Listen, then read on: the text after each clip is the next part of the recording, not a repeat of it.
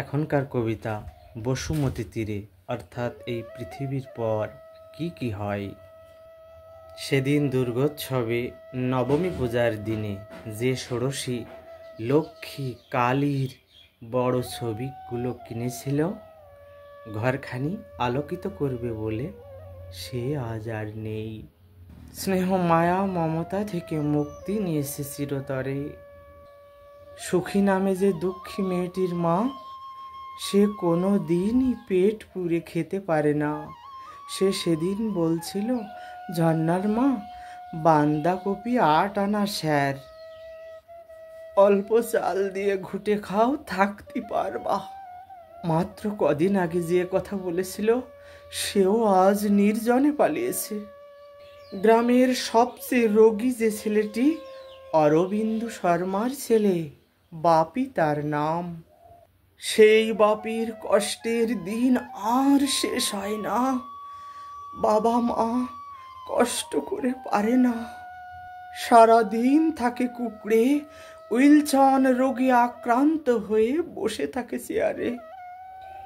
যে উইলচন রোগে আক্রান্ত হয়ে ছটফট করে চেয়ারে, তারও আজ নির্বাণ হয়েছে। গ্রামের জনৈক ব্যক্তি আবুল, যার নাম, বিছানায় শুয়ে যে দিন গুনে যায়, তরল খাবারও খেতে পারে না সে। হাড় পাজর কঙ্কাল সমান, তবু সে পালাতে পারে না, তবু সে আজ নেই।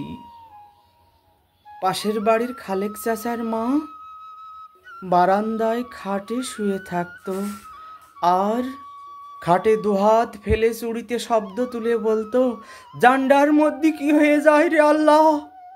সেও পাড়ি জমিয়েছে প্রবাসে। তিলক নামে জলজ্যান্ত যে ছেলেটি বর্ধমানের ভেদিয়ায় বাস করত, সে বম্বে সেন্টারিংয়ের কাজ করত। আজ সে কাউকে কিছু না বলে আবার সুদূর বম্বে চলে গেছে। কোলাবাজার কলকাতার টাউন হবে দাদা, এ কথা যে বলেছিল, সে আর কোলাবাজারের ব্যাপ্তি দেখতে পারেনি। এ সুন্দর বসুমতী তটে কেউ চিরদিন থাকেনি, কেউ চিরদিন থাকে না।